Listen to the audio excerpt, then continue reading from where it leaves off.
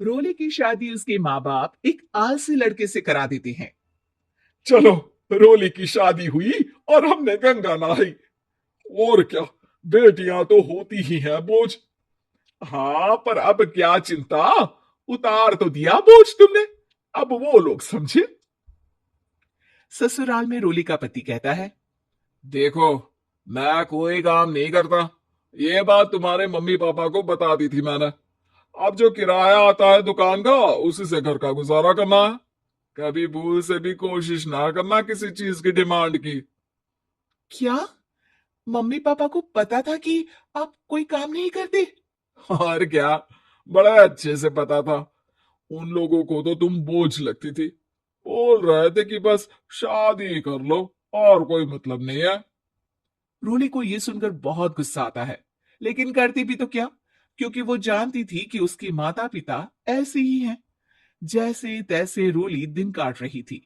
रोली को एक प्यारी सी बेटी होती है। धीरे धीरे वो बड़ी होती है और उसके साथ उसकी जरूरतें भी बढ़ती जाती है। सुनिए जी, अब तो सिमी बड़ी हो रही है, उसका स्कूल में दाखिला कराना है। मैंने अब तक तो जैसे तैसे समय काट लिया, लेकिन मैं बच्ची की परवरिश में कोई कमी नहीं रखूंगी। अरे क्या है यार, अब तो लगता है कोई ना कोई काम ढूंढना ही पड़ेगा। अब पति रोज काम की तलाश में जाता और बिना किसी काम के वापस आ जाता। रोली समझ जाती है कि पति के अंदर अब काम करने की क्षमता नहीं है। वो बेटी को उच्च शिक्षा देने के लिए कुछ करना चाहती थी, लेकिन करती तो क्या करती। एक दिन रोली की सहेली कहती है। रोली, मेरी कोई औलाद नहीं है। अगर तू मेरी औलाद को जन्म दे तो मैं तुझे तेरे मुंह मांगे पैसे दूंगी। अरे, तेरी औलाद को मैं कैसे जन्म दे सकती हूँ? सरोगेसी से। बच्चा मेरा और वैभव का ही होगा, लेकिन कोख तेरी होगी। ये संभव है रोली। रोली कुछ सोचकर कहती है।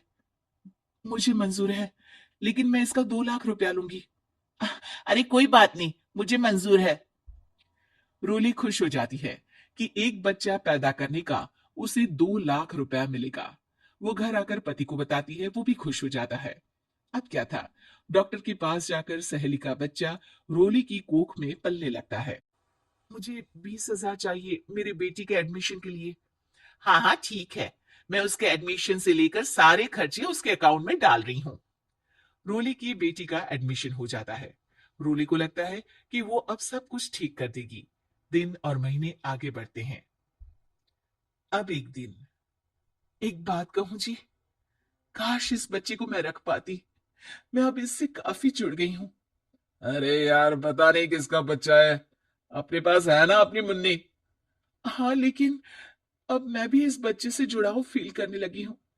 लेकिन मैं ये जानती हूँ कि ये मेरा बच्चा नहीं है। दोनों की जिंदगी ठीक चल रही थी, लेकिन कहते ना कि सुख का पल ज्यादा लंबा नहीं होता। एक दिन रोली की सहेली का फोन आता है। रोली, मुझे अब ये बच्चा नहीं चाहिए। मैं अपने पति को छोड़ रही हूँ। अरे लेकिन मुझे पैसों की जरूरत है। बच्चा तुम्हारा है, मैं क्या करूंगी? सहेली बिना कुछ बोले फोन काट देती है, फोन स्विच ऑफ कर देती है। लेकिन रोली के जीवन का तूफान यही नहीं रुकता। रोले, मैं इतना भार नहीं उठा सकता। आज पढ़ाई का पैसा मांग रही हो, कल को शादी, कॉलेज और पता नहीं क्या क्या। मैं तुम्हें छोड़ रहा हूं। अपनी बच्ची उठाओ और निकलो इस घर से। अरे पर मैं कर तो रही हूं ना बच्चे के लिए काम। आप आराम से रहिए ना। क्या काम कर रही हो, देख रहा हूं मैं। ये छोटा शहर है, यहाँ लोगों को बात बनाते वक्त नहीं लगता। तो मैं क्या करूं? ज्यादा पढ़ी लिखी नहीं हूं, कैसे घर के खर्चे चलाऊं? और आप तो काम करना ही नहीं चाहते। हाँ, ना चाहता हूं और ना ही करूंगा। रोली को पति की बात पर काफी गुस्सा आ जाता है। ठीक है, अगर मेरे जीवन में संघर्ष ही लिखा है तो वही सही। इस वक्त पति होने के नाते आपको मेरा साथ देना चाहिए था, लेकिन नहीं। आपने तो इस हाल में मुझे घर से बाहर निकालने की बात कह डाली। देखो, ये सारी फालतू की बातों के लिए वक्त नहीं है मेरे पास। रोली, जिसकी कोख में किसी और का बच्चा था और साथ छोटी सी बेटी, पति का घर छोड़कर रास्ते पर आ जाती है। रोली के पास मायके के सिवा दूसरा कोई रास्ता नहीं होता।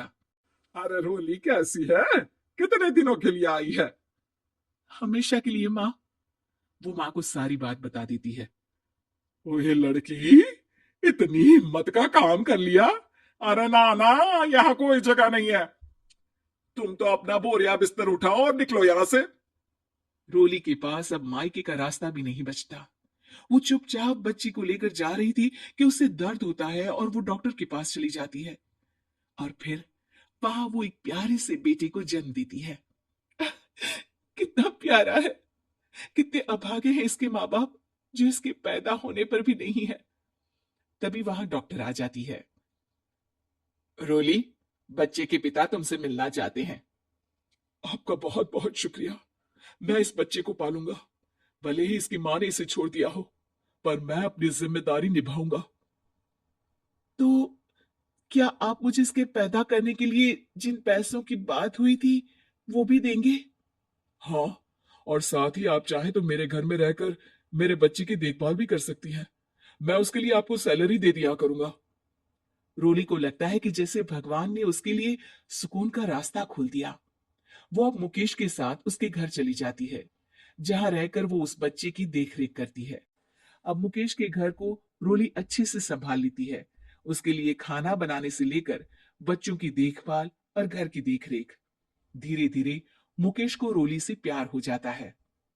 रूली, तुम्हारी बेटी और मेरा बेटा बिल्कुल भाई बहन की तरह साथ रहते हैं। हाँ, आखिर है तो एक ही कोख के बच्चे, अटैचमेंट तो होगा ही ना। रूली, तुमने घर और मुझे दोनों को संभाल लिया। ये तो मेरा काम है। आपने भी तो मुझे छत दी जिससे मैं अपनी बेटी की पढ़ाई और भविष्य के लिए पैसे जोड़ सकूं।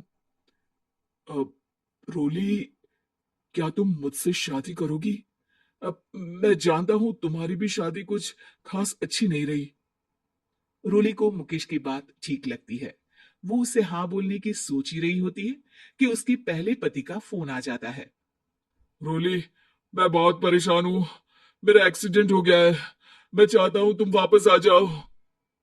रोली को पुराने पति की चिंता होने लगती है।